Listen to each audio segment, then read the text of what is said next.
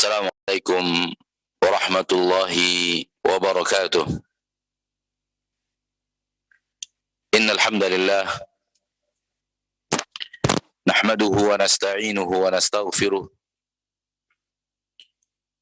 na'udzu billahi min shururi anfusina wa min sayyiati a'malina. Man yahdihillahu fala mudilla lahu wa man yudlil فلا هادي له. أشهد أن لا إله إلا الله وحده لا شريك له وأشهد أن محمدا عبده ورسوله صلى الله عليه وعلى آله وأصحابه ومن تبعهم بإحسان إلى يوم الدين وسلم تسليما كثيرا. يا أيها الذين آمنوا اتقوا الله حق تقاته ولا تموتن إلا وأنتم مسلمون.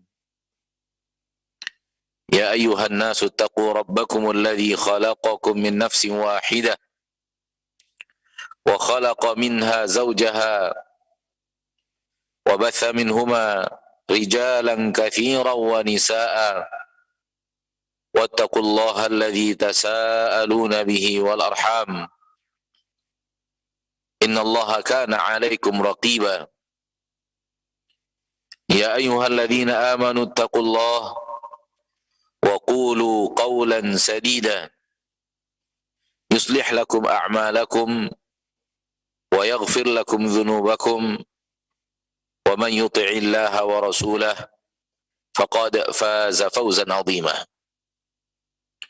أما بعد فإن أصدق الحديث كتاب الله وخير الهدي هدي محمد صلى الله عليه وسلم وشر الأمور محدثاتها فإن كل محدثة بدعة وكل بدعة ضلالة وكل ضلالة في النار. معاشر المسلمين معاشر المسلمات al-hadirin wal-hadirat, al-musyahidin wal-musyahidat, para pemirsa dimanapun Anda berada, rahimani wa rahimakumullah. Mari kita bersyukur kepada Allah tabaraka wa ta'ala, Rabbul Izzati wal Jalalah wa Rabbul Jabaruti wal Malakuti wal Kibriyai wal Azamah, atas segala limpahan rahmat dan nikmat yang Allah tabaraka wa ta'ala curahkan kepada kita, yang senantiasa Allah tabaraka wa ta'ala berikan kepada kita. Sungguh hari demi hari yang kita lalui bergelimang dengan rahmat dan nikmat Allah yang tiada tara dan tiada terhingga, bergelimang dengan aneka ragam rahmat dan nikmat Allah yang tiada tara, yang sangat teramat banyak, sebagaimana yang Allah katakan dalam Al-Quran, wa in ta'uddu ni'matallahi la tuhsuha. Kalau kalian menghitung-hitung nikmat-nikmat Allah tabaraka wa ta'ala yang Allah berikan kepada kalian, la tuhsuha, niscaya kalian tidak akan sanggup untuk menghitungnya. Menunjukkan akan luar biasa banyaknya rahmat dan nikmat yang Allah tabaraka wa ta'ala berikan kepada kita. Salawat dan salam kepada Nabi kita tercinta, Rasul kita yang mulia, suri tauladan kita, Nabiyina wa Habibina wa Sayyidina Muhammad sallallahu alaihi wa ala alihi wasallam, yang telah memberikan kepada kita teladan yang sempurna, memberikan kepada kita uswatun hasanah yang tidak memiliki kekurangan dan tidak memiliki cacat. Suri tauladan yang sempurna yang Allah katakan di dalam Al-Quran bahwa apa yang didatangkan oleh Allah tabaraka wa ta'ala untuk kita sebagai agama Islam adalah sesuatu yang telah sempurna. Allah berfirman, "Al-yawma akmaltu lakum dinakum." hari ini aku sempurnakan untuk kalian agama kalian. Ma'asyiral muslimin, ma'asyiral muslimat, saudara-saudariku rahimani wa rahimakumullah. Sesuai dengan apa yang kita sampaikan pada pertemuan kita yang terakhir di dalam hadis-hadis Sahih Bukhari, di dalam Kitabul Ilm, bahwa setelah selesai membaca hadis-hadis Nabi sallallahu alaihi wasallam yang diriwayatkan oleh Imam Al-Bukhari di dalam Kitabul Ilm, maka kita akan pindah kepada hadis-hadis Nabi sallallahu alaihi wasallam yang diriwayatkan oleh Imam Al-Bukhari dalam Kitab Tauhid. Di dalam Kitab At-Tauhid. Saudaraku-saudariku kaum muslimin dan muslimat rahimani wa rahimakumullah. Tauhid maknanya adalah mengesahkan Allah Subhanahu wa taala Rabbul Izzati wal Jalalah. Menjadikan Allah tabaraka wa taala esa. Sebagaimana firman Allah tabaraka wa taala di dalam Al-Qur'an, "Qul huwallahu ahad." Katakanlah bahwa Allah tabaraka wa taala dialah yang esa. Esa di dalam apapun yang berhubungan dengan Allah. Esa dalam perbuatannya, esa dalam sifat dan namanya, nama dan sifatnya, dan esa juga ketika ia diibadati dan dijadikan ilah. Sehingga di dalam ayat-ayat Allah tabaraka wa taala, Allah tabaraka wa taala memerintahkan seluruh para nabi dan para rasul untuk berdakwah kepada umatnya, menjadikan Allah tabaraka wa taala ilah yang esa. Itu satunya ilah yang mereka ibadati hanya Allah tabaraka wa taala. Para nabi dan para rasul berdakwah ani'budullaha wajtanibut taghut. Beribadahlah hanya kepada Allah dan jauhilah peribadatan kepada selain Allah, yaitu taghut. Dan tidak ada nabi dan rasul yang Allah utus sebelum Nabi Muhammad. Wa ma arsalna min qablika min rasulin illa nuhi ilaihi annahu la ilaha illa ana. Tidaklah kami mengutus seorang nabi sebelum engkau, melainkan kami wahyukan kepadanya la ilaha illa ana. Tidak ada ilah satu-satunya, tidak ada ilah kecuali saya. Saya adalah ilah satu-satunya, tidak ada ilah kecuali saya. Ini menunjukkan bahwa agama para nabi dan para rasul adalah mengesahkan Allah tabaraka wa taala. Ini secara makna daripada tauhid. Namun para ulama, para ahli ilmu terkadang menggunakan kalimat tauhid untuk makna yang lebih luas. Untuk makna yang lebih luas daripada makna asli, makna dasar daripada tauhid itu. Mereka menggunakan kalimat tauhid yang mereka maksudkan adalah al-aqidah, keyakinan. Tentu makna aqidah lebih luas daripada makna tauhid. Akan tetapi tauhid adalah puncaknya aqidah. Aqidah yang terpenting adalah tauhid. Sehingga banyak sekali para ahli ilmu menamakan, memberikan judul daripada buku-buku mereka dengan kitab tauhid. Namun maksud daripada tauhid itu adalah kitab yang berhubungan dengan aqidah. Hal-hal yang harus diyakini oleh hati manusia, hal-hal yang harus diimani dan diyakini oleh seorang muslim dan muslimah. Termasuk di dalamnya adalah Imam Al-Bukhari. Termasuk di dalam masalah ini adalah Imam Al-Bukhari. Yang sekarang kita akan mempelajari kitab tauhid. Salah satu judul kitab dari kumpulan hadis-hadis sahih Imam Bukhari, salah satunya adalah kitab tauhid. Namun makna tauhid di sini umum. Lebih luas daripada makna tauhid yang sesungguhnya.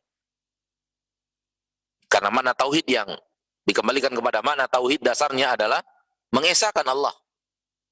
Akan tapi di sini maknanya kitab tauhid, maknanya adalah hal yang berhubungan dengan akidah. Hal yang berhubungan dengan akidah. Baik, kita masuki bab yang pertama dari kitab Sahih Bukhari, Kitab Tauhid, hadis-hadis dalam Kitab Tauhid. Bab yang pertama, babu ma jaa fi du'ain Nabi sallallahu alaihi wasallam ummatahu ila tauhidillahi tabaraka wa ta'ala. Bab tentang hal-hal yang berhubungan dengan dakwah Nabi sallallahu alaihi wasallam kepada umatnya, mengajak mereka untuk tauhidillahi subhanahu wa ta'ala, untuk mentauhidkan Allah subhanahu wa ta'ala Rabbul Izzati wal Jalalah. Ini bab yang pertama, yaitu bab bahwa Nabi SAW mengajak umatnya untuk mentauhidkan Allah Rabbul Izzati wal Jalalah, mengesahkan Allah subhanahu wa ta'ala Rabbul Izzati wal Jalalah. Ma'asyiral muslimin, sebelum kita memasuki hadis yang dibawakan oleh Imam Al-Bukhari di dalam bab ini, kita ingin berbicara sebentar atau berbicara sedikit tentang tauhid. Tadi sudah kita katakan bahwa makna tauhid adalah mengesahkan, dan yang berhubungan dengan tauhid kepada Allah maknanya adalah mengesahkan Allah di dalam segala ibadah dan ketaatan, dan menjauhi seluruh peribadatan kepada selain Allah subhanahu wa ta'ala. Ini dia tauhid. Maka setiap ibadah yang dilakukan oleh seorang manusia, seorang hamba, seorang muslim dan muslimah, dia harus jadikan Allah esa. Dia esahkan Allah di dalam ibadah tersebut. Dengan cara apa? Dengan cara bahwa dia hanya beribadah kepada Allah satu-satunya. Dia beribadah kepada Allah satu-satunya. Ibadah apapun yang dia kerjakan, salat, puasa, haji, zakat, dan yang lainnya, berdoa, memohon perlindungan, memohon kesembuhan, meminta rezeki, meminta manfaat, meminta hujan, atau minta perlindungan dari mara bahaya di dalam perjalanan, di dalam mencari nafkah, minta perlindungan kepada usaha, minta perlindungan dari orang-orang yang hasad. Semua ini adalah ibadah. Dan dalam semua ibadah itu harus Allah tabaraka wa ta'ala satu-satunya tempat di mana manusia mengarahkan ibadahnya tersebut. Inilah dia tauhid. Inilah dia la ilaha illallah. Inilah dia la ilaha illallah. Dan kepada ini seluruh para nabi dan para rasul mengajak umatnya, termasuk nabi kita tercinta Muhammad sallallahu alaihi wasallam. Manakala kita membaca kitabullah azza wa jalla, Al-Quranul Karim, kita akan menemukan Allah tabaraka wa ta'ala berbicara tentang dirinya di 3 poin. Poin yang pertama, Allah tabaraka wa ta'ala menyatakan dialah satu-satunya yang mencipta, yang mengatur, yang menurunkan rezeki, yang memiliki, menghidupkan dan mematikan, mencurahkan nikmat-nikmat, menjaga manusia dari mara bahaya, mengangkat bencana ketika bencana itu telah tiba. Hal-hal yang berhubungan dengan af'alullah, perbuatan-perbuatan Allah tabaraka wa ta'ala, Allah mengingatkan kepada kita di dalam Al-Quran, di dalam ayat yang sangat banyak, bahwa dia satu-satunya yang melakukan itu.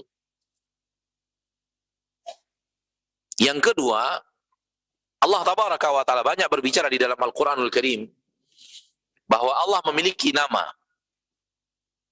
dan Allah menyebutkan kepada kita nama-nama tersebut: Ar-Rahman, Ar-Rahim, As-Sami', Al-Basir, Al-Hakim, Al-Alim, dan seterusnya. Al-Afu, Al-Ghafur, Al-Qahhar, Al-Wahhab, Al-Aziz, Al-Mutakabbir. Banyak sekali di dalam Al-Quran Allah bicara tentang nama-namanya. Dan Allah juga berbicara tentang sesuatu yang Allah lakukan daripada sifat. Semacam Allah ridha, Allah murka, Allah mencintai, yuhibbu, Allah membenci, walakin karihallahum bi'athahum. Para ulama juga mengatakan bahwa Allah harus diesakan di dalam nama dan sifatnya itu. Di dalam nama dan sifat. Poin yang pertama tadi, Allah bicara tentang dirinya, menyampaikan kepada kita tentang dirinya dalam perbuatannya. Adapun di poin yang kedua, tentang nama dan sifat-sifatnya. Di poin yang ketiga, di dalam Al-Quran kita akan menemukan Allah Tabaraka wa Ta'ala menyuruh kita beribadah hanya kepada Dia satu-satunya. Fala tad'u ma'allahi ahada. Jangan berdoa kecuali hanya kepada Allah.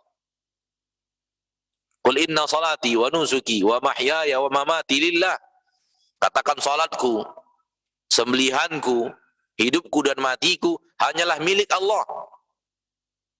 Untuk Allah Tabaraka wa Ta'ala satu-satunya.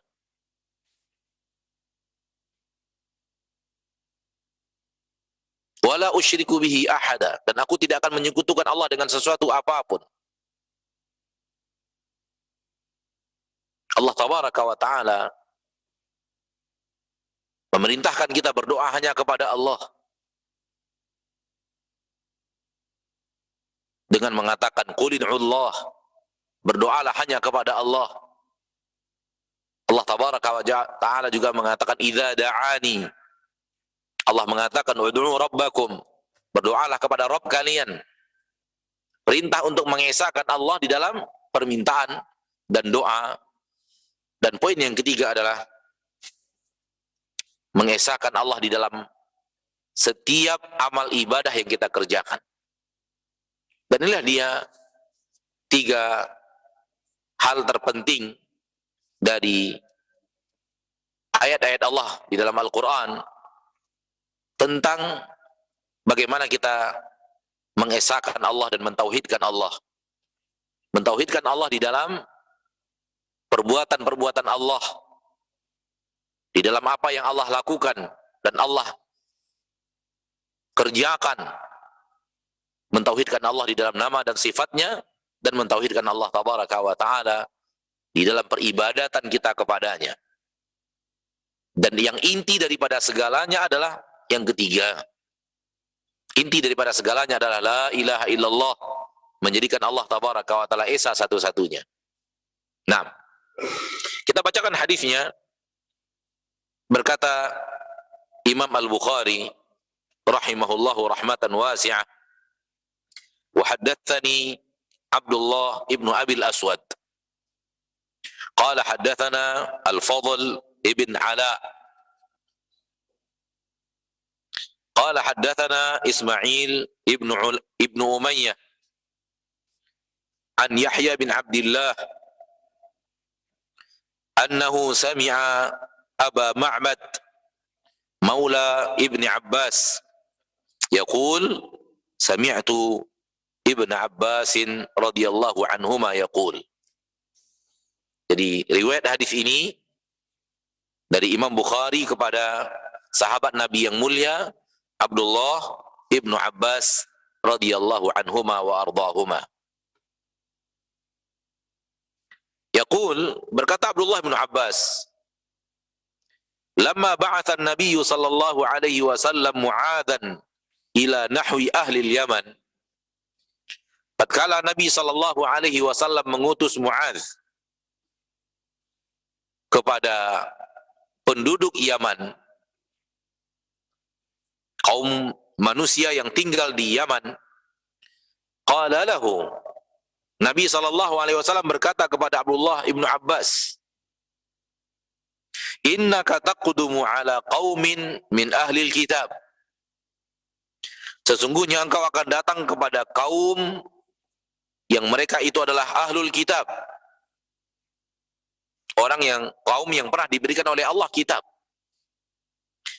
Falyakun awwala ma tad'uuhum, hendaklah pertama kali yang engkau ajak mereka, engkau serukan kepada mereka, ila an yuwahhidullaha ta'ala, agar mereka mengesahkan Allah subhanahu wa ta'ala.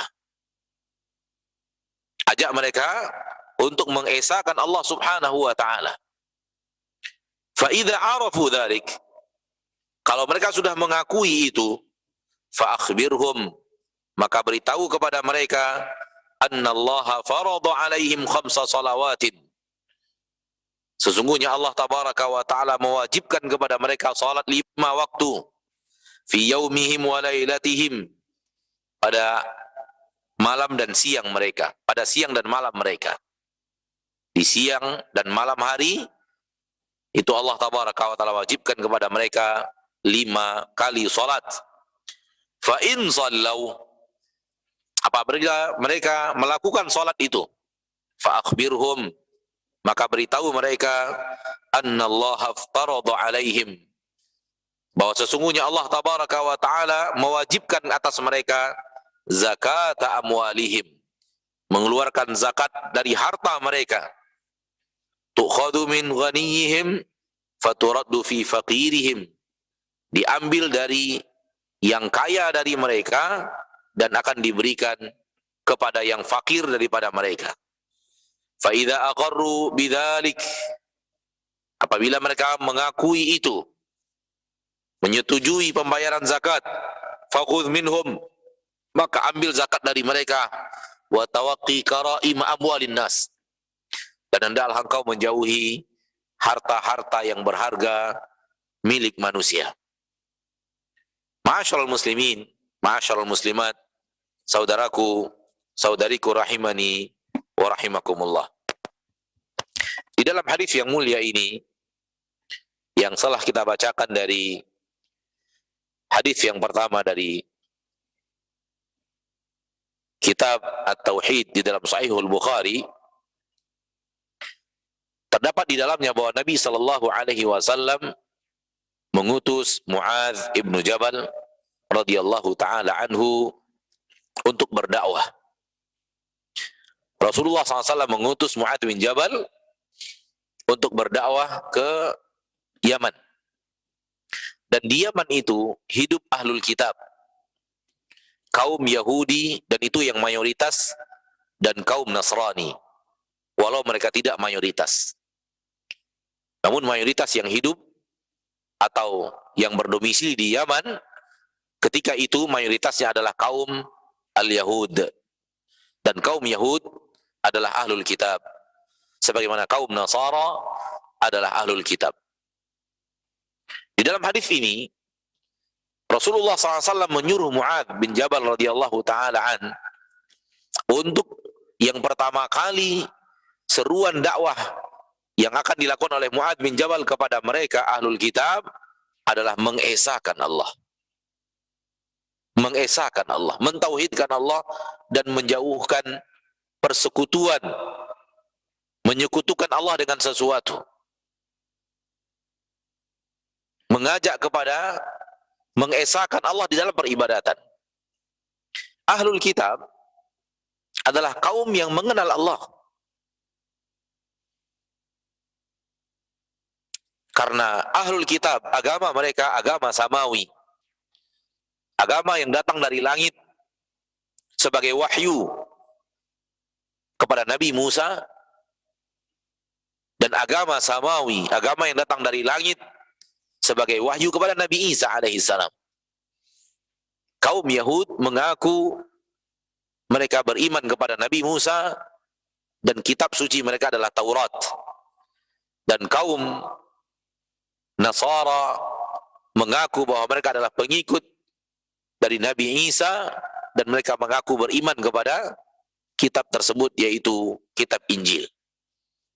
Akan tetapi disebabkan Allah tabaraka wa ta'ala tidak menjaga, tidak menjamin penjagaan, tidak menjanjikan penjagaan terhadap kitab Taurat dan kitab Injil, sehingga terjadi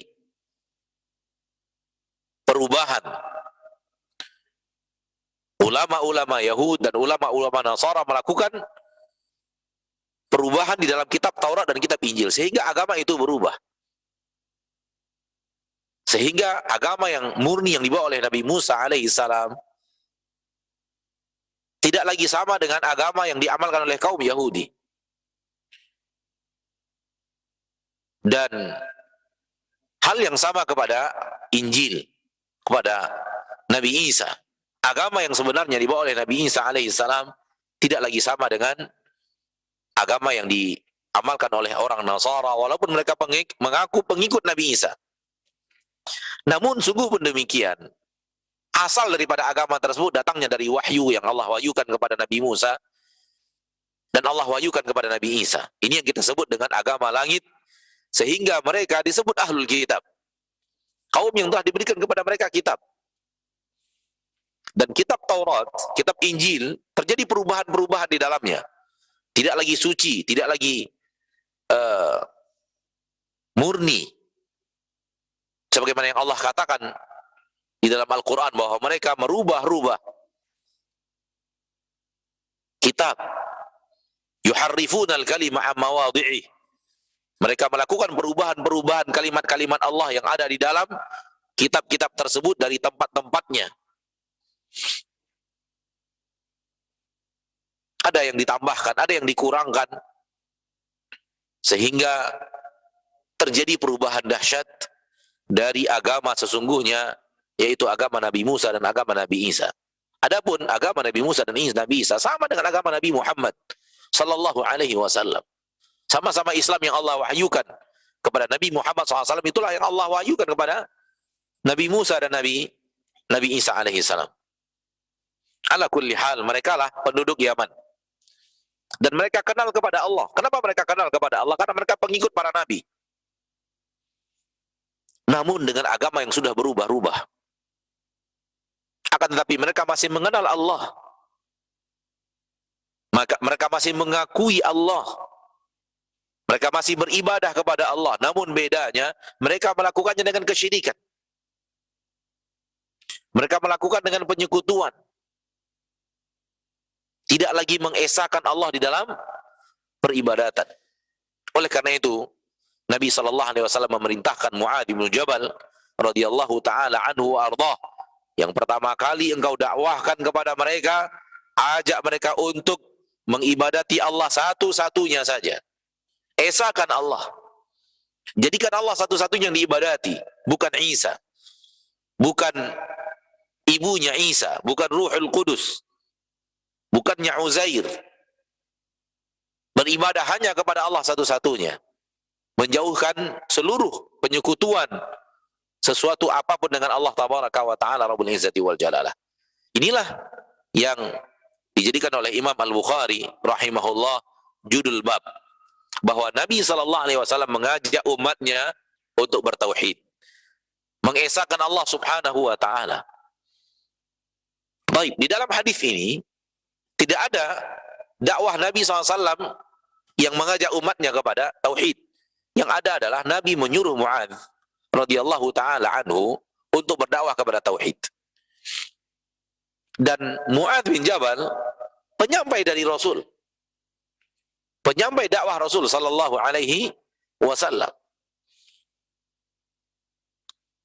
Dan sebelum Nabi SAW mengutus Mu'adz, terbukti bahwa Nabi kita tercinta sallallahu alaihi wasallam pun ketika mengawali dakwah beliau mengawali dengan mengajak manusia untuk beribadah kepada Allah satu-satunya dan menafikan, menjauhkan diri dari mengibadati selain Allah.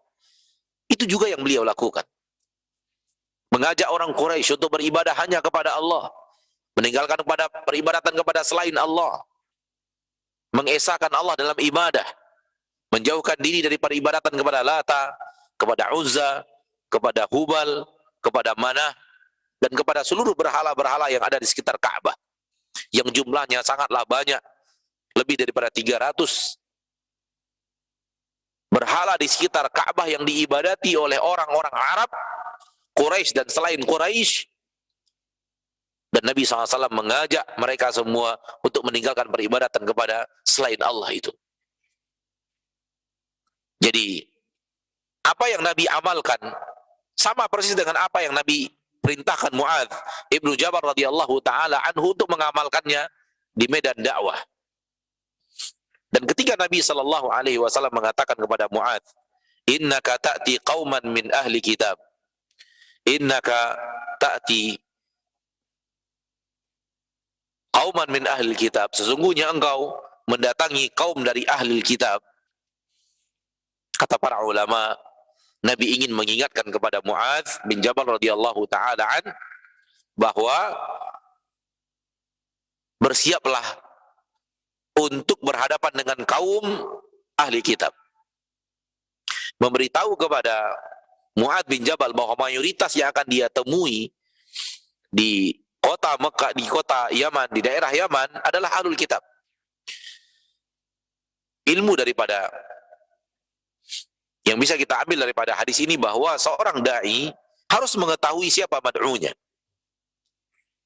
agar dia bersiap-siap untuk berhadapan dengan mad'u tersebut. Seorang da'i harus mengerti yang dia dakwahi siapa, agar dia berbicara kepada yang didakwahi sesuai dengan siapa yang dia dakwahi. Sehingga Nabi SAW memberitahu kepada Mu'adz radhiyallahu ta'ala an, ya, bahwa ia akan mendatangi ahli kitab. Dan ahli kitab adalah Yahudi. Dan kaum Yahudi adalah kaum yang berilmu, namun mengingkari ilmunya dan tidak mengamalkan ilmu. Dan yang akan dihadapi adalah kaum Nasara. Dan kaum Nasara adalah orang yang rajin beramal, akan tapi tidak beramal di atas ilmu yang benar. Sehingga ketika Nabi SAW mengingatkan Mu'adz tentang siapa yang akan dia datangi, ini menunjukkan bahwa Nabi mengajarkan kepada para da'i agar mengetahui siapa yang dia dakwahi, supaya berbicara kepada orang yang didakwahi sesuai dengan kebutuhan mad'u. Dakwah itu adalah menyampaikan kepada yang didakwahi apa yang mereka butuhkan dari agama Allah yang hak. Sekiranya harus mengajak mereka pada sebuah amalan, mengajak kepada amalan yang cocok dengan yang orang-orang yang didakwahi. Sekiranya melarang mereka dari pekerjaan-pekerjaan yang tidak diridhoi dan tidak dicintai oleh Allah Ta'ala, maka pun demikian,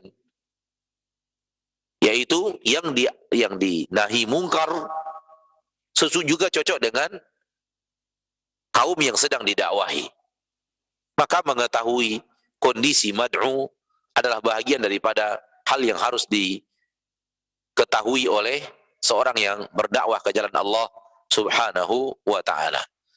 Nah, kemudian Nabi SAW mengatakan kepada Mu'adz bin Jabal radhiyallahu ta'ala anhu wa ardahu, "Faidha arafu dhalik," apabila mereka mengakui itu, yaitu mereka telah mau menerima la ilaha illallah, beribadah hanya kepada Allah satu-satunya, menjauhkan peribadatan kepada selain Allah, menerima la ilaha illallah, dan menerima tentu dengan mengucapkannya juga, tidak hanya menerima di dalam hati kemudian lisan tidak mau mengucapkan, menerima juga mengamalkan. Karena menerima tidak hanya sekedar ya hati meyakini kemudian lisan mengucapkan dan amalan bertolak belakang dengan amalan tersebut, tidak mungkin. Harus juga amalan ikut sesuai dengan apa yang dia ucapkan dengan lisannya dan dia yakini dengan hatinya. Maka tauhid harus berada di hati sebagai keyakinan dan harus berada di lisan sebagai hal yang harus diucapkan dan harus ada di dalam amalan anggota tubuh dalam bentuk pengamalan. Apabila itu telah mereka lakukan, kata Nabi SAW, maka Nabi SAW mengatakan kepada Mu'adz bin Jabal, "Fa'akhbirhum," beritahu mereka, "annallaha farada alaihim khamsa salawatin fi yaumihim wa lailihim," bahwa Allah tabaraka wa ta'ala mewajibkan kepada mereka 5 kali salat pada setiap siang dan malam mereka. Siang dan malam, malam dan siang ada 5 salat.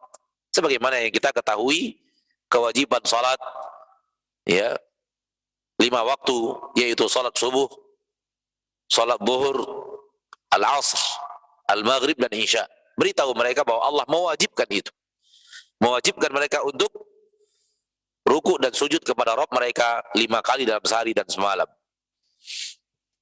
Fa'idha sallau, apabila mereka menerima itu dan melakukan salat, fa'akhbirhum, beritahu mereka, anna Allah aftarada alaihim zakata amwalihim, Allah juga wajibkan kepada mereka untuk mengeluarkan zakat dari harta mereka. Allah mewajibkan zakat bagi orang-orang yang memiliki harta, bagi orang-orang yang memiliki kekayaan. Allah wajibkan kepada mereka zakat, tu'khadhu min ghaniyihim, yang akan diambil dari orang-orang kaya dari mereka, fa turaddu fi ala faqirihim, dan akan dikembalikan kepada kaum fakir daripada mereka. Siapa orang yang kaya di dalam pandangan syariat? Di dalam pandangan syariat, orang yang kaya adalah orang yang telah memiliki nisab harta zakat dan bertahan nisab tersebut selama 1 tahun dan tidak berkurang dari kepemilikannya. Ini orang kaya dalam batasan syariat. 85 gram emas atau harta senilai itu dari pengganti emas dan perak, yaitu harta-harta mata uang sekarang, manakala telah mencapai 85 gram emas dan bertahan selama 1 tahun tidak pernah kurang kepemilikan seseorang dalam hartanya dari 85 gram emas, maka di dalam agama kita dia dihitung orang kaya yang wajib untuk mengeluarkan zakat. Tidak banyak, hanya 2,5% sekali dalam 1 tahun, dan 1 tahun itu pun harus 1 tahun hijriyah, karena antara 1 tahun hijriyah dengan 1 tahun masehi itu terdapat perubahan atau terdapat jumlah yang berbeda. Tahun hijriyah lebih singkat, ya, lebih singkat daripada tahun masehi, lebih kurang 11 hari. Sehingga ketika Nabi SAW berbicara 1 tahun, maka 1 tahun yang beliau maksud adalah 1 tahunnya hijriyah, bukan 1 tahunnya masehi. Fa'idha aqarru bidzalik, kalau mereka mengakui itu, mau untuk diambil harta mereka untuk dikeluarkan zakatnya, fakhudh minhum, ambil harta itu dari mereka, wa tawaqi karaima amwalin nas, namun jauhi harta-harta mulia. Maksud jauhi harta mulia apa? Maksud daripada jauhi harta mulia itu adalah ketika mengambil zakat dari mereka, jangan ambil harta yang sangat mereka sukai, namun ambil harta pertengahan yang mereka miliki. Ada harta manusia, ada harta yang dia sukai, dia inginkan untuk dia simpan, dia inginkan untuk dia miliki, jangan itu diambil. Karena agama Allah tidak ingin menyusahkan manusia. Atau zakat yang akan dia keluarkan adalah zakat dalam bentuk hewan-hewan ternak. Ada sebagian hewan yang sangat diinginkan dan sangat ingin dimiliki oleh orang tersebut, jangan itu yang diambil. Ambil dari hewan ternak yang di bawah itu. Jadi ketika mengeluarkan harta zakat, sunnahnya adalah tidak diambil dari manusia hartanya yang mereka inginkan, yang mereka anggap harta-harta mulia mereka, dan juga tidak harta-harta yang sangat rendah, tapi diambil dari pertengahan harta. Sekiranya hewan ternak tidaklah yang sangat mahal, tidak pula yang murah, sangat murah, tapi diambil dari yang hewan-hewan pertengahan. Wallahu ta'ala a'lam. Ini yang dimaksud oleh Nabi SAW, bahwa hendaklah engkau menjauhi harta-harta mulia manusia, yaitu jangan diambil dari harta-harta berharga mereka, namun diambil daripada harta-harta pertengahan. Ma'asyiral muslimin, ma'asyiral muslimat, terlihat di dalam hadis yang mulia ini bahwa Nabi SAW memerintahkan Mu'adz bin Jabal untuk pertama kali dakwah mengajak manusia kepada tauhid. Ini menunjukkan pentingnya tauhid. Karena tauhid itu adalah tiang agama Allah.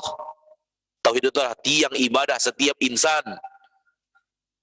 Nabi SAW awal dakwahnya kepada tauhid dan memerintahkan Mu'adz bin Jabal berdakwah kepada tauhid. Dan Nabi SAW di kota Mekah mayoritas dakwah beliau kepada tauhid. Mayoritasnya kepada tauhid. Dan di kota Madinah Nabi tidak berhenti daripada mendakwahkan tauhid. Walau telah turun banyak sekali ibadat. Telah turun banyak sekali ibadah di kota Madinah. Namun tetap dakwah kepada tauhid menjadi inti dakwah daripada Rasul kita tercinta Muhammad sallallahu alaihi wasallam. Ma'asyiral muslimin, ma'asyiral muslimat, rahimani wa rahimakumullah. Maka seorang dai yang berdakwah kepada jalan Allah hendaklah dia tidak mengabaikan bahasan-bahasan tauhid. Hendaklah dia tidak menyepelekan bahasan-bahasan tauhid. Karena itulah tiang agama Allah. Agama Allah berdiri di atas la ilaha illallah, dan itu adalah tauhid. Dan itu adalah tauhid. Tauhid itu adalah la ilaha illallah. Makna daripada la ilaha illallah itulah dia tauhid. Maka ikhwani fiddin wa akhwati fiddin rahimani wa rahimakumullah, siapapun dai yang menjauhi bahasan-bahasan tauhid, sungguh dia telah ab'adan naj'ah, sudah terlalu jauh dari jalan yang benar.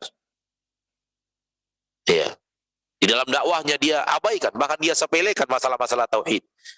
Bahkan sebahagian kaum muslimin merasa membahas masalah-masalah tauhid itu akan memecah belah saja, sehingga mereka menjauhi pembicaraan tentang tauhid.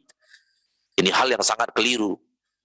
Bagaimana mungkin hal yang menjadi fokus utama Nabi Anda dan fokus utama delegasi-delegasi Islam yang akan mengajarkan Islam kepada manusia, lalu kemudian Anda abaikan, Anda sepelekan, Anda tidak peduli dengannya, bahkan na'udzubillah sampai Anda menyepelekan dan mengatakan bahwa bahasan-bahasan tauhid hanya akan memecah belah umat. Justru tauhidlah yang mempersatu manusia. Justru dengan tauhidlah agama Nabi SAW berdiri. Justru dengan tauhidlah para sahabat berdakwah. Justru dengan tauhidlah khilafah Islamiyah yang dibangun oleh Nabi SAW berdiri. Pondasinya adalah tauhid. Mengajak manusia hanya beribadah kepada Allah satu-satunya, dan menjauhi peribadatan kepada selain Allah Rabbul Izzati wal Jalalah. Terakhir, walau bukan yang terakhir, yaitu Nabi mengutus Mu'adz bin Jabal untuk berdakwah. Ini di dalamnya ada petikan ilmu penting, bahwa dakwah harus ditebarkan. Dan yang menebarkan dakwah harus orang yang berilmu. Dan yang menebarkan dakwah haruslah orang yang berilmu. Kenapa? Rasulullah SAW punya sahabat-sahabat lain yang sangat banyak. Sahabat Nabi sangat banyak, namun Nabi memilih Mu'adz bin Jabal. Kenapa Nabi memilih Mu'adz bin Jabal? Karena Mu'adz bin Jabal termasuk ahli ilmu dari kalangan sahabat. Mu'adz bin Jabal termasuk sahabat yang Nabi SAW yang memiliki ilmu yang sangat luas. Pengetahuan agamanya, pemahaman agamanya sangat lebih daripada sahabat-sahabat yang lainnya.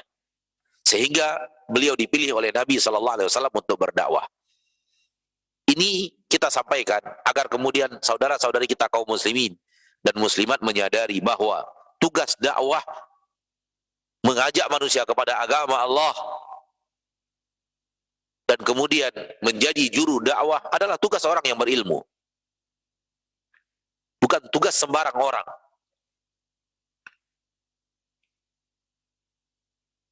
Di zaman kita sekarang ini, sebagian kaum muslimin yang baru kemarin taubat sudah berdakwah, sudah duduk di podium memberikan pelajaran-pelajaran agama. Ini batil. Ini hal yang sangat keliru. Ya. Kalau sekedar mengajak kepada sholat, mengajak kepada berzikir kepada Allah dengan zikir-zikir sunnah yang sudah dipelajari, maka semua orang boleh. Namun duduk memberikan ilmu, memberikan majelis ilmu kepada manusia, ini milik orang-orang yang telah belajar ilmu agama dengan baik dan benar. Tugas mereka, bukan tugas orang-orang yang masih jauh dari mumpuni di dalam ilmu. Ini pelajaran penting dalam hadis ini. Kenapa? Ketika orang yang kurang berilmu, kemudian dia memberanikan dirinya untuk berceramah, dan memberanikan dirinya untuk menyampaikan fatwa, maka besar kemungkinan dia berdakwah tanpa ilmu. Dia berdakwah dengan kebodohan yang dia miliki dari agama Allah. Maka hal yang seperti ini harus kita ketahui bahwa tugas dakwah, tugas menyampaikan ilmu kepada banyak orang, itu adalah tugasnya orang-orang yang telah belajar ilmu agama. Harus didahului mengerti dan belajar terlebih dahulu. Setelah dia memiliki kemampuan, kekuatan ilmu, baru kemudian dia diizinkan untuk berdakwah di jalan Allah Subhanahu wa ta'ala. Oleh karena itu, siapapun di antara kita yang baru belajar, jangan beranikan diri untuk menduduki posisi tersebut. Ya. Akan tetapi, tugas kita kalau baru belajar agama adalah dengarkan dari para dai yang telah mengajarkan ilmu agama dan sampaikan kepada orang-orang di sekitar kita. Mengamalkan hadis Nabi SAW, liyuballighi syahid minkumul ghaib. Adapun juru dakwah seperti yang dilakukan oleh Nabi SAW kepada Mu'ad ibnu Jabal, hal yang seperti hanya untuk orang-orang yang memiliki kafaah ilmiah, kemampuan ilmu agama yang baik. Ya, tidak sembarangan boleh melakukan hal yang seperti ini. Karena orang yang belum belajar ilmu agama, belajar lalu kemudian mengajarkan ilmu agama kepada manusia padahal belum mumpuni dalam ilmu agama, boleh jadi dia mengajak kepada kebodohan, dia mengajak kepada hal yang sifatnya batil, dia menghalalkan apa yang diharamkan Allah, atau mengharamkan apa yang dihalalkan Allah, dan menganggap remeh apa yang diwajibkan Allah, atau sebaliknya. Sehingga akhirnya dakwah yang dia lakukan bukanlah lagi dakwah sesuai dengan apa yang Allah inginkan dan apa yang diturunkan Allah kepada Nabi Muhammad sallallahu alaihi wasallam. Ini dia ma'asyarul muslimin, ma'asyarul muslimat, satu hadis yang bisa kita pelajari pada bab yang pertama, dan insya Allah berikutnya ada hadis-hadis berikutnya di bab yang sama. Insya Allah kita akan pelajari pada pertemuan berikutnya bi'idhnillahi azza wa jal. Secara materi kita cukup sampai di sini, dan semoga Allah tabaraka wa ta'ala ul izzati wal jalalah memberikan kepada kita ilmu yang bermanfaat dan amal yang diterima. Waktu yang tersisa kita gunakan untuk menjawab pertanyaan. Sekiranya kita memiliki ilmu untuk menjawabnya, falyatafaddal mashkura. Pertanyaan pertama dari al-hadirin wal hadirat: bolehkah kita memberikan zakat kepada saudara kita seperti adik kandung? Dan bagaimana kriteria orang-orang yang termasuk fakir miskin yang akan kita berikan kepada mereka zakat? Pertanyaan, bolehkah saudara kita, adik kandung kita, kakak kandung kita, om kita, tante kita, untuk kita berikan kepada mereka zakat? Jawabannya boleh. Jawabannya boleh. Ya. Karena saudara kandung kita bukanlah kewajiban kita untuk menafkahinya. Dia adalah kewajiban dari orang tua kita. Kecuali wallahu alam kita punya saudari kandung yang belum menikah, sementara orang tua kita sudah wafat. Sementara orang tua kita sudah wafat. Sehingga kewajiban nafkah kepada saudari perempuan kandung, ya, yang orang tua kita sudah wafat, dibebankan Allah kepada pundak saudara-saudara kandungnya. Namun apabila tidak demikian, maka insya Allah boleh kepada saudara atau saudari kandung, boleh kepada om dan tante, dengan syarat mereka adalah orang yang berhak untuk mendapatkan zakat. Siapa mereka? Yaitu tergolong kepada fakir dan miskin. Apa kategori fakir dan miskin? Kategori fakir adalah orang yang tidak memiliki penghasilan tetap. dan hasil dari pekerjaannya tidak memenuhi, tidak mencukupi kebutuhan hidupnya. Ini fakir, tidak mencukupi dan tidak memiliki penghasilan tetap. Adapun miskin adalah yang memiliki penghasilan tetap,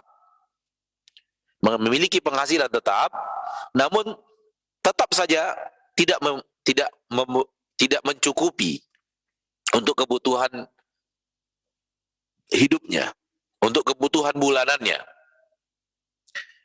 Maka antara fakir dan miskin sama dalam satu titik, tidak sama dalam satu titik. Sama dalam poin bahwa mereka tidak memenuhi, tidak mencukupi. Penghasilan mereka tidak mencukupi. Dan yang membedakan antara fakir dan miskin adalah si fakir tidak memiliki pekerjaan tetap. Pekerjaannya serabutan. Adapun si miskin ada penghasilan tetap. Mungkin dia bekerja di sebuah perusahaan, mungkin dia bekerja di sebuah instansi swasta, atau bekerja di sebuah sekolah misalnya. Ada penghasilan bulanannya dari pekerjaan tersebut, namun tetap saya tidak memadai, tetap tidak mencukupi. Maka ini miskin, tergolong orang miskin. Adapun fakir tidak memiliki penghasilan tetap. Dia bekerja serabutan, kadang ada, kadang tidak. Kadang dibawa orang untuk kuli kasar, kadang tidak ada sama sekali dan nganggur. Ya, wallahu taala a'la wa alam. Kalau kita lihat saudara kita seperti itu, maka kita boleh untuk memberikan kepada mereka harta zakat. Wallahu alam. Ustaz, bolehkah saya memberi nama anak bersamaan dengan memperingati hari yang ke-40 orang yang sudah meninggal? Untuk apa dikait-kaitkan? Untuk apa dikait-kaitkan memberi nama anak bersertaan dengan acara memperingati 40 hari orang yang sudah meninggal dunia? Apa hubungannya? Sesuatu yang tidak terkait sama sekali. Memberi nama anak disunnahkan pada hari yang ke-7. Adapun acara memperingati hari 40 hari kematian seseorang, maka ini tidak ada di dalam sunnah Nabi kita tercinta sallallahu alaihi wasallam. Ini tidak ada di dalam sunnah Nabi sallallahu alaihi wasallam. Sehingga tidak perlu harus menunggu 40 hari atau peringatan-peringatan apapun untuk dijadikan sebagai waktu yang tepat untuk memberi nama seorang anak. Berikan pada waktu yang telah disunnahkan kita untuk memberinya, yaitu di hari yang ke-7 dia diakikahkan, kemudian digundul kepalanya dan diberi nama. Wallahu ta'ala a'la wa alam. Nah, baik, terima kasih banyak atas waktu yang telah diberikan untuk kami. Dan tadi ada pertanyaan Ustadz dari penanya, dari Bapak Muhammad. Beliau bertanya, beliau pernah menyimak satu ceramah seorang Ustadz bahwa zakat tidak perlu dengan nisab. Bagaimana dengan pendapat hal ini Ustadz? Apakah dibenarkan? Nah, silakan Ustadz. Ini adalah pendapat yang tidak benar. Zakat tidak perlu pakai nisab adalah sesuatu pendapat yang sangat batil. Nabi SAW menentukan nisab-nisab zakat. Dan ketentuan nisab-nisab zakat datangnya dari Allah Tabaraka wa Ta'ala Rabbul Izzati wal Jalalah. Dan itu ada hadis-hadis yang sangat lengkap dalam masalah itu. Ketentuan nisab-nisab zakat. Agama kita bukan agama serampangan. Agama kita bukan agama asal diamalkan. Agama kita memiliki aturan, memiliki takaran, dan mengeluarkan zakat, melakukan kewajiban kepada Allah. Dan melakukan kewajiban kepada Allah ada aturannya yang Allah Tabaraka wa Ta'ala turunkan. Maka ikuti aturan yang Allah turunkan. Dan jangan berbuat sesuai dengan apa yang kita mau. Beragama bukan apa maunya kita, tapi melakukan apa maunya Allah Subhanahu wa Ta'ala Rabbul Izzati wal Jalalah. Pahami dengan baik saudaraku, saudariku, kaum muslimin dan muslimat. bahwa beragama ini bukan melakukan apa maunya kita. Oh, saya mau bayar zakat, terserah saya. Saya melakukan sholat apa saja terserah saya. Saya mau puasa, terserah saya. Tidak bisa terserah kita. Beragama itu melakukan apa maunya Allah. Apa yang diinginkan Allah untuk kita kerjakan. Oleh karena itu, berhubungan dengan masalah zakat, Allah telah tentukan, Rasulullah SAW telah tentukan nisab-nisabnya. Maka harus mengikuti ketentuan nisab tersebut. Dan Rasulullah SAW ketika menyampaikannya, ia mendapatkan dari Allah, dari wahyu yang Allah berikan kepada beliau sallallahu alaihi wasallam. Maka tidak benar ketika keluarkan zakat, yang penting niat keluarkan zakat, keluarkan saja, tidak pakai takaran. Agama kita, agama yang memiliki aturan dan diamalkan sesuai dengan aturan tersebut. Dan kita sebagai seorang manusia, kalau kita punya sebuah perusahaan, tidak akan mau kita karyawan kita berbuat sesuka dia. Menurut dia, apa yang dia inginkan maka dia kerjakan. Kita tetap ingin karyawan kita melakukan sesuatu sesuai dengan standarisasi pekerjaan. Kalau itu manusia saja sudah demikian, akankah kita serampangan dalam agama Allah? Akankah kita sembarangan dalam mengamalkan agama Allah? Terserah saya, yang penting saya keluarkan zakat. Tidak bisa demikian, saudaraku, saudariku kaum muslimin dan muslimat. Dan ini adalah sebuah kesalahan yang fatal, yaitu beragama terserah mereka. Lalu bagaimana kalau orang sholat terserah dia pula? Yang penting dia sholat. Dia dahulukan sujud baru ruku'. Dia dahulukan ruku'. Dia dahulukan sujud baru ruku'. Dia dahulukan tasyahud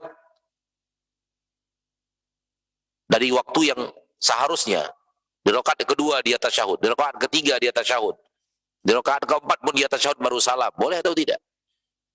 Tentu ini batil. Walaupun dia mengatakan yang penting saya sholat. Sholat ada aturannya. Demikian juga dengan ansibatuz zakat. Nisab zakat juga ada ketentuan yang telah Allah atur, maka berbuatlah sesuai dengan apa yang diperintahkan Allah Subhanahu wa ta'ala. Pertanyaan berikutnya dari kaum muslimin yang hadir.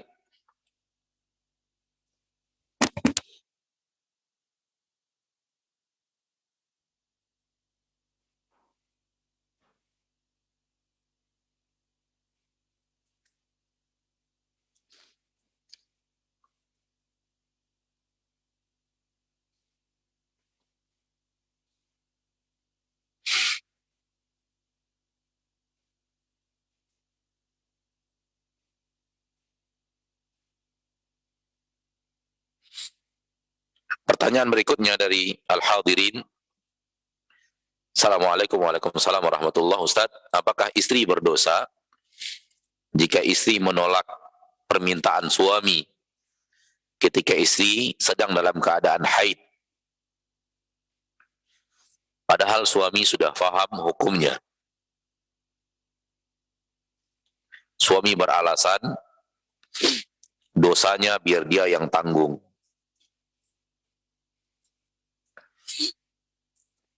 Permintaan suami kepada istrinya di saat istrinya dalam keadaan haid adalah maksiat. Permintaan suami kepada istrinya dalam kondisi istrinya dalam keadaan tidak bersih, maka itu adalah maksiat. Dan kalau itu terjadi, maka berlaku sabda Nabi SAW, la ta'ata li makhluqin fi ma'siyatil khaliq. Tidak boleh taat kepada makhluk apabila itu adalah maksiat kepada Allah al-Khaliq. Tidak boleh taat kepada makhluk bila mana permintaan makhluk itu adalah maksiat kepada Allah. Dalam hal ini suami meminta dan minta ditaati, ternyata itu adalah maksiat, maka tidak boleh taat kepada makhluk manapun. Makhluk manapun, nggak boleh taat kepadanya. Pemimpin dia, orang tuakah dia, orang yang sangat kita muliakan, guru kita, atau siapapun dia. Kalau apa yang dia minta maksiat, maka tidak boleh untuk ditaati. Termasuk dalam masalah ini, ya. Dalam masalah ini bahwa wanita yang sedang haid maka dilarang oleh Allah Tabaraka wa Ta'ala untuk berhubungan badan. Dan kaum laki-laki diharamkan untuk mendatangi istri dalam keadaan haid. Allah berfirman dalam Al-Quran, فَإِذَا تَطَهَّرْنَ يَسْأَلُونَكَ عَنِ الْمَحِيضِ قُلْ هُوَ أَذًى فَاعْتَزِلُوا النِّسَاءَ فِي الْمَحِيضِ وَلَا تَقْرَبُوهُنَّ حَتَّى يَطْهُرْنَ فَإِذَا تَطَهَّرْنَ فَأْتُوهُنَّ مِنْ حَيْثُ أَمَرَكُمُ اللَّهُ. Ya, mereka bertanya kepadamu tentang haidnya seorang wanita. Katakan bahwa itu adalah sebuah aniaya, sebuah hal yang aniaya yang datang. Fa'tazilun nisa'a fil mahid, maka jauhi wanita, jauhi mereka di saat mereka sedang haid. Wala taqrabuhun, jangan dekati mereka, hatta yathurn, sampai mereka suci daripada haid tersebut. Fa idza tatahharna, apabila mereka telah suci lalu bersuci, apabila mereka sudah tidak haid lagi lalu mereka bersuci, sudah selesai bersucinya, setelah suci dari haid mereka bersuci, mereka mandi. Fa'tuhunna min haitsu amarakumullah, ketika itu boleh kalian untuk mendatangi mereka, wanita-wanita tersebut, dari arah yang diizinkan oleh Allah tabaraka wa taala.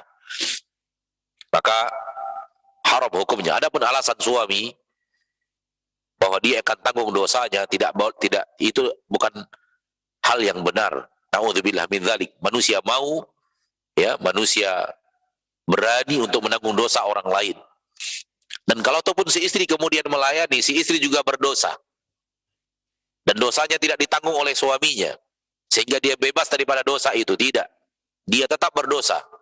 Dan si suami tetap berdosa, ditambah dosa ngajak istrinya.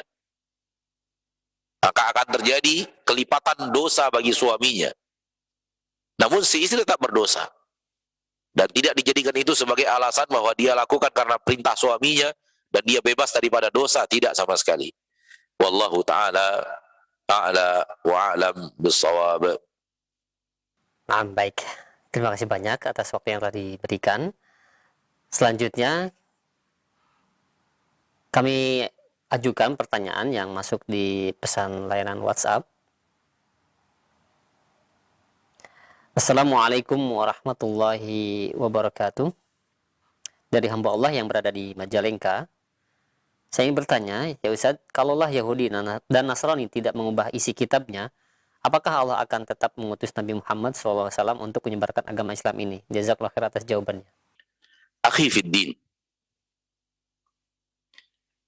pertanyaan Anda pertanyaan yang tidak layak. Kenapa? Karena dia sudah terjadi. Karena dia sudah terjadi. Bisakah Anda mengatakan, Ustadz, bagaimana sekiranya kalau ayah ibu saya tidak hidup? Apakah saya akan lahir? Untuk apa ditanyakan pertanyaan seperti itu? Kenapa? Karena buktinya ayah dan ibu Anda hidup. Dan dengan adanya ayah dan ibu Anda lahir. Bisakah Anda kemudian bertanya kepada diri Anda, sekiranya ayah dan ibu saya tidak lahir, tidak hidup Ustadz, bisakah saya lahir? Tetapkah saya bisa lahir? Bagaimana menjawabnya coba? Sesuatu yang sudah real terjadi. Suatu hari Anda berada di siang hari, jam 12 siang. Dan Anda kepanasan. Karena sinar matahari yang sangat menyengat. Lalu Anda bertanya, apa sekiranya tadi siang, tadi pagi matahari tidak terbit, apakah sekarang ini saya kepanasan? Apa fungsi daripada pertanyaan ini, subhanallah? Sesuatu yang sudah real terjadi, bahwa kaum Yahudi merubah-rubah. Kaum Nabi Isa merubah-rubah. Kemudian Allah mengutus Nabi Muhammad SAW dan berjanji untuk menjaga kitab Al-Quran dan menjaga agama Nabi Muhammad SAW sampai akhir zaman, sehingga tidak bisa dirubah-rubah manusia. Sesuatu yang telah terjadi, jangan lagi katakan sekiranya tidak terjadi, sekiranya. Ini adalah salah satu daripada jalannya syaitan, sebagaimana dikatakan oleh Nabi SAW, Ya, jangan katakan sekiranya, seandainya begini, maka akan begini, karena itu akan membuka pintu syaitan, kata Nabi SAW. Oleh karena itu, pertanyaan seperti ini diharapkan ya kaum muslimin dan muslimat mengerti bahwa pertanyaan seperti ini seperti yang saya katakan tadi, tidak pantas untuk ditanyakan, tidak layak, mohon maaf kepada yang bertanya, karena Anda bertanya sesuatu yang sudah terjadi. Lalu Anda bertanya sekiranya tidak terjadi. Wallahu ta'ala alam. Satu pertanyaan lagi, kita bacakan dari pertanyaan hadirin yang hadir pada kesempatan yang berbahagia ini.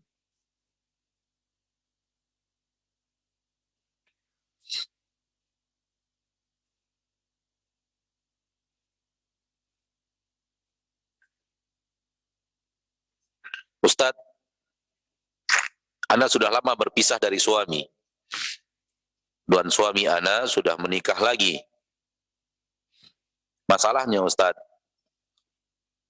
mantan suami, kalau anak-anak ikut dia, beliau tidak mau bertanggung jawab dengan anak. Dari kecil anak-anak yang bungsu ikut anak. Dan sekarang anak-anak sudah besar.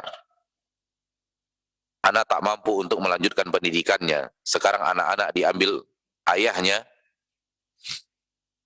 dan disekolahkan di sekolah-sekolah umum. Anak takut anak-anak terkena syubhat. Apa yang harus Anda lakukan, Ustaz? Wallahu ta'ala alam, ya.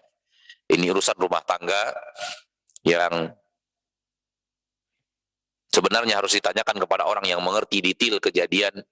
Namun secara umum kita menjawab bahwa sekiranya kita tidak mampu menafkahi dan semacamnya, dan tidak mampu memberikan biaya pendidikan di sekolah-sekolah umum pada anak kita, boleh jadi kita masukkan kepada sekolah-sekolah yang memang mendidik agama saja.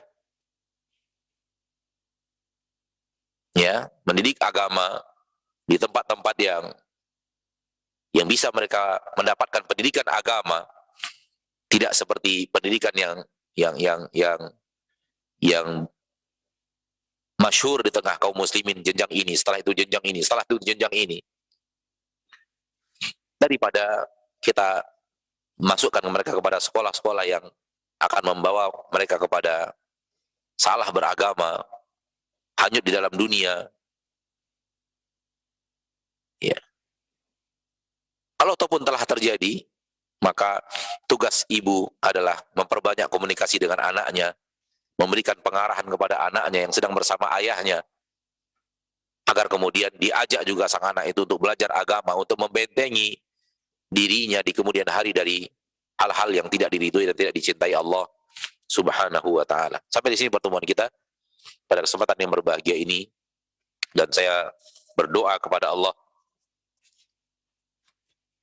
agar Allah tabaraka wa ta'ala memberikan kepada kita taufik dan hidayahnya ke jalan yang hak, dan semoga Allah tabaraka wa ta'ala memberikan kepada kita husnul khatimah, dan semoga Allah berikan kepada kita ampunan yaumil hisab, dan semoga Allah tabaraka wa ta'ala tutup dari kita pintu nerakanya, dan semoga Allah bukakan untuk kita pintu surganya.